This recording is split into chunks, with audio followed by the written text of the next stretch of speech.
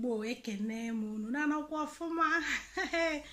Aka bụkwa m unu nwanyị Ngozi Mmadụ na-anọkwa online. Unu asịkwa m agụ ihe a na-agụ pastọ onye ọrụ. Na ndị be anyị ọkọta ọkali ma ọ bụrụkwa ndị ibedi. Amakwala m ebido wee tinye ọnụ na nya bụ okwu. Unu mana a sị na ihe ọjọọ gba afọ omenala.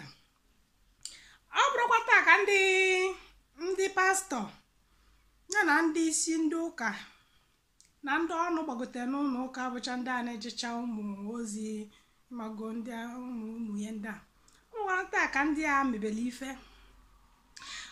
Unu mana ọ na-abụ mgbe ọbụla anyị na-anọ hapụrụ ya Chukwu, leave it for God. Ekpe n'ikpe ka arapụ ikpe gị ikpe.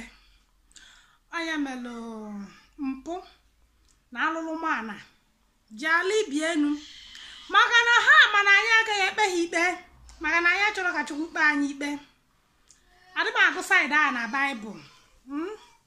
Ana m ekpe mkpecha gị Chukwu kpezie mụnwa. Ọka ọ dị ọkwa nke imele ka ya eji wee kpe gị.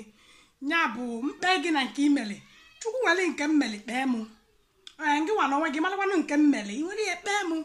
Maka na ọ bụrụ na ọ na-abụ mmadụ fụ ihe ọjọọ ikwupie ihe ọjọọ a na asịkwanụ m ka m kwuo na amụrụ m ihe nwaanyị nọ na di.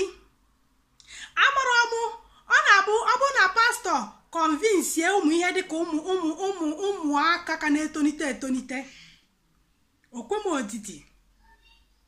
Mana amụrụ m ihe nwaanyị nọ na di ihe ya agakọta nnọọ n'ụka pastọ wee kwugide okwu obi aka gị ụjọ adịrọ gị n'anya gị na pastọ gị na-enwe eme ife dị nwanụ na-esoli na-aga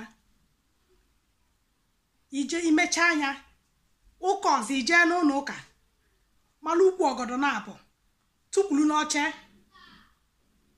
akụla aka ịkụrụ asị ọbara Jizọs itie tikalịa ete Holy Ghost fire imuni enu mana agbasa ị na-abịaghị nyecha dị gị nni echi si na eje women's meeting, prayer meeting, Bible study, Holy Ghost intervention ịgawa igbu na amikpuo na-amịghalị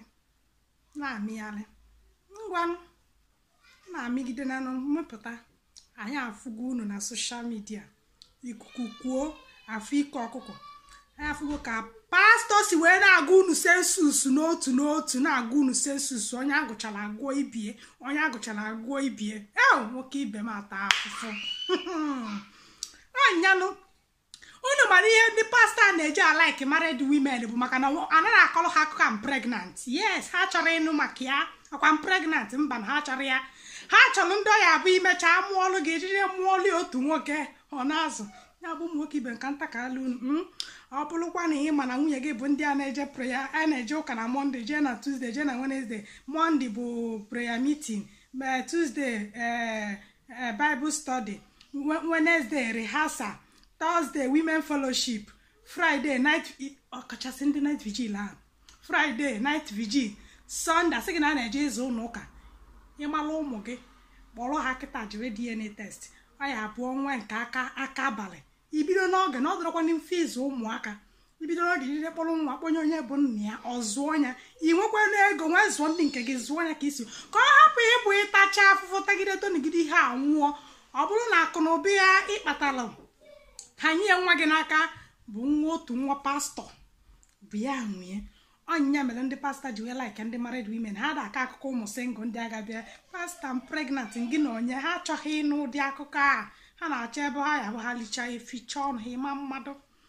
Nya bụ ụmụ nwanyị ngwanụnụ na ihe unu mere onwe unu na-akpọzi married women. Ọ bụrụ ma anyị nwacha ọ maka na a na-asị married women nye ka nji wepụta bịa tinye ọnụ n'okwu anụ maka na ọ na-anụ m afụ ka unu na-esi defend ndị man of God anụwa. Ana m afụ ka unu si defend ndị ama m n'ihu unu jide defend ha bụ maka mpụ na alụlụ mana unu na ha na-alụ. Nwepụ na aka enwe n'ofe maka ụwa aka mmadụ wepụ na aka enwe n'ofe tupu ọ aka mmadụ. Onye mmadụ nke ọ na-eme na-adịrọ mma nya kwụsị onye ofe ihe ọjọọ nya mee nya. Amụrụ m ihe ya akụzili ụmụ gị ebe ọ bụ na ngị nwa bụ nne n'ụdị ịra na-eso nwoke ịnọ na di na-aga di ihe bụ alụ. Maka unu bụ ndị na-atụ kọlekshọn na afụgo nnọọ ego unu ka a na-enye nwaanyị nwere na-eto ude nwa 2 months anụnwa unu na-agabere chọọchị tụtụ pastọ afụrụkwa ego nyere nwaanyị ka nwaanyị nwere zụọ bleaching cream.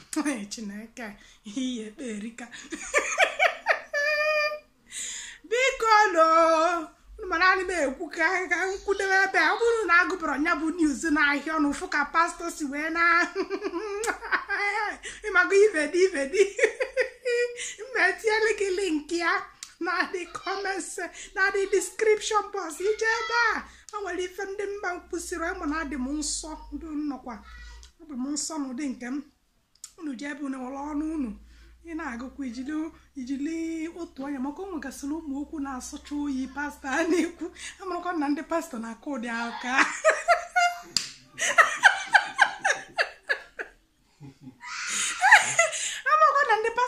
na-akọ ụdị aka nya bụ ọ bụrụ na ị bụ onye ụmụ okwu ibe dị na-ata alụ na ntị ị na-aga ijili nwe ya bụ enu nke a bido na nna imechio igufeli wee na-aga. Biko kwala Igbo onwe m ka m pụtakwanụ.